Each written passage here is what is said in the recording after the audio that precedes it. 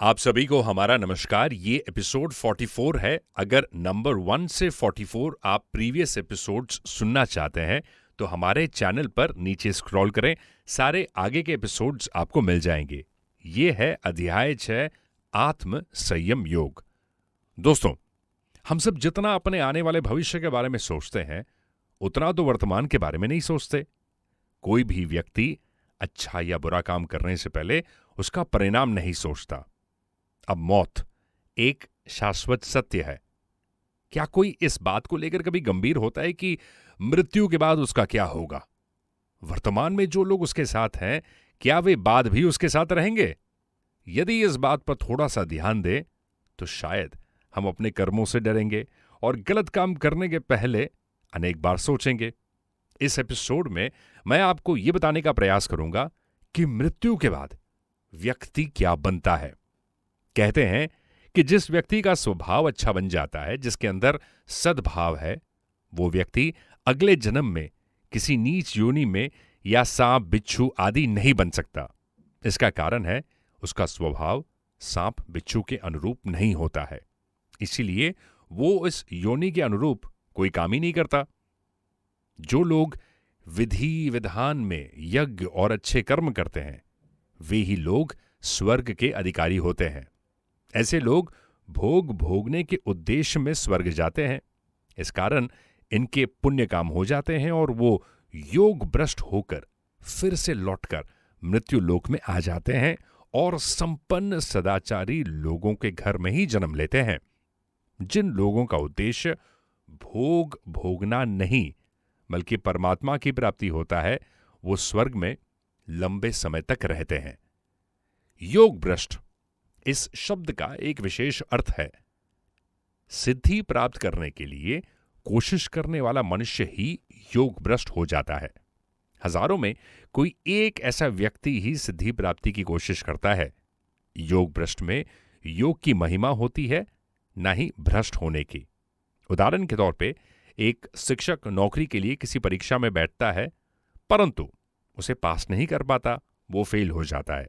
तो क्या वो 10वीं या 12वीं की परीक्षा में अपने द्वारा पढ़ाए गए और पास हुए छात्रों से नीचा हो जाएगा? नहीं होगा ना। ऐसे ही योग भ्रष्ट व्यक्ति बड़े बड़े दान, यज्ञ, तप आदि करने वालों से नीचा नहीं होता, बल्कि श्रेष्ठ हो जाता है। दूसरा साधक, जिसके अंदर वासना नहीं तीव्र वैराग्य है, संसार के सभी बंधनों में विमुख होकर साधना में लगा है, पर अभी तक उसे पूर्णता प्राप्त नहीं हुई है और किसी वजह से योग भ्रष्ट हो जाए, तो ऐसा व्यक्ति योगियों के कुल में जन्म लेता है। योगियों के कुल में जन्म लेना दुर्लभ होता है। योगियों के कुल में जन्म लेने से इसे पिछले जन्म के योग संस्कार और पुण्य फिर से वापस मिल जाते हैं। जैसे किसी व्यक्ति ने पढ़ना शुरू किया, परंतु किसी कारणवश उसकी पढ़ाई बीच में ही छूट गई है। कुछ वर्षों के बाद जब फिर से वो पढ़ने लगा तो उसका पहले से पढ़ा हुआ जो सब्जेक्ट मैटर है उसे याद आ जाता है। इसी प्रकार पूर्व जन्म में अच्छे संस्कार वाले व्यक्ति में वही संस्कार अगले जन्म में उसे प्राप्त हो जाते हैं। इसे इस तरह भी आप समझ सकते हो कि मानो आप किसी रास्ते पे चलते चलते नींद आने पर वही रुककर थोड़ी देर के लिए सो गए। जब आप नींद से जागेंगे तो उतना रास्ता आपका तय किया हुआ वैसे का वैसे ही रह जाएगा, वो तो बदलने वाला है नहीं। जिस व्यक्ति में भोग विलास की कामना है उसका स्वर्ग जाना ठीक है, परंतु जिसकी ऐसी कोई कामना ही नहीं है उस व्यक्ति के लिए ये एक प्रकार का दंड ही है। अमीर घर में जन्म लेने पर उसे भोग विलास की सारी सुविधाएं मिलती है। ऐसा व्यक्ति भोग विलास में लिप्त हो जाता है, परंतु पिछले जन्म के अच्छे संस्कार उसके मन को जबरदस्ती खींचकर परमात्मा की तरफ लगा देते हैं। भले ही साधक ईश्वर को प्राप्त करता है या नहीं, उससे उसका कोई फर्क नहीं पड़ता। सबसे बड़ी बात है उसमें ये लगन होनी चाहिए। भगवान ये नहीं देखते कि साधक क्या करता है, वो ये देखते हैं कि साधक क्या चाहता है। आपको एक छोटी सी कहानी सुनाता हूं। एक नेत्रहीन साधु रोज भगवान के मंदिर में भगवान के दर्शन के लिए जाते थे। एक दिन मंदिर में उनसे किसी ने पूछा कि आप यहां रोज किस लिए आते हैं?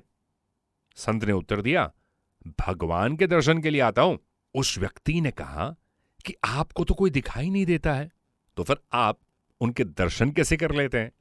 नेत्रहीन साधु ने मुस्कुराकर उत्तर दिया, मुझे नहीं दिखाई देता तो क्या भगवान को भी नहीं दिखाई देता? मैं उन्हें नहीं देखता, पर वो तो मुझे देखते हैं। बस इसी से मेरा काम बन जाता है। परमात्मा की तरफ लगन होने से भीतर भोग, संग्रह, मान, बढ़ाई आदि की इच्छा हमेशा के लिए मिट जाती है। जो योगी प्रयत्न पूर्वक यत्न करता है, जिसके पाप नष्ट हो गए हैं तथा जो अनेक जन्मों से सिद्ध हुआ है, वो योगी फिर से परम गति को प्राप्त हो जाता है। आज का ये एपिसोड आपको कैसा लगा, हमें कमेंट करके जरूर बताइए। हम ये एपिसोड रिकॉर्ड इसलिए करते हैं ताकि आप इन्हें शेयर करें और अपने दोस्तों से, अपने रिश्तेदारों से शेयर कर सकें, क्योंकि श्रीमद् भगवद गीता की बातें हैं और हमारी प्रार्थना यही है कि आप सदा हेल्दी रहें। You always find happiness in your life. हमारे चैनल को सब्सक्राइब करना ना भूलिएगा।